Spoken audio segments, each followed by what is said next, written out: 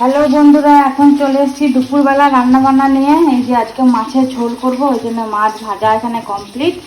আর এই যে পটল, এখানে পটল কাটা ভেজে পুরো কমপ্লিট। আর এখানে হচ্ছে কচু ভাজা, কচুটাকে ভেজে নিচ্ছি, কারণ ভেজে যদি মাছের ঝোলে দিই তাহলে কচুটা যে প্যাল করে সেটা মানে সেটা করবে না আর কি। আর কচু বাড়িতে কেউ খায় না, শুধুমাত্র আমি একাই খাই, ওই জন্য এটা হচ্ছে আমার জন্য স্পেশাল, ঠিক আছে। আর প্রেসার কুকারের মধ্যে আলু সিটি খাওয়ানো হচ্ছে মাছের ঝোলের জন্য। আর তার সাথে এখানে এই যে পেঁয়াজ কুচি, আর এখানে মশলাও পুরোপুরি কমপ্লিট। এই যে সব মশলা বাটা হয়ে গেছে। আর খাবার সময় গরম গরম মাছের ডিমের বড়া ভাজা। মাছের ঝোলের জন্য এই যে পেঁয়াজ এখন ভাজতে শুরু করে দিয়েছি। আর পেঁয়াজ ভাজার মধ্যেই একটুখানি দিয়ে দেবো হচ্ছে নুন, যাতে পেঁয়াজটা তাড়াতাড়ি গলে যায়।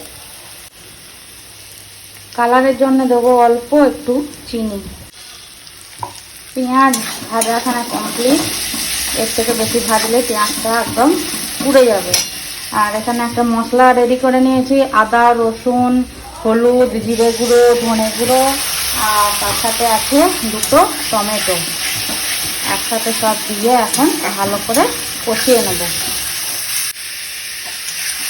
এখানে আমার মশলা দেখো সুন্দর করে কষানো হয়ে গেছে। এবারে যে পটল আর কচুটা দিয়ে দিলাম, একটু নেড়ে চেড়ে এবারে আলুটা দিয়ে দেবো।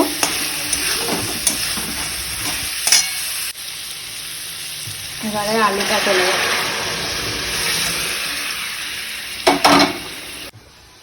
এবারে মাছগুলো চলে যাচ্ছে এক এক করে।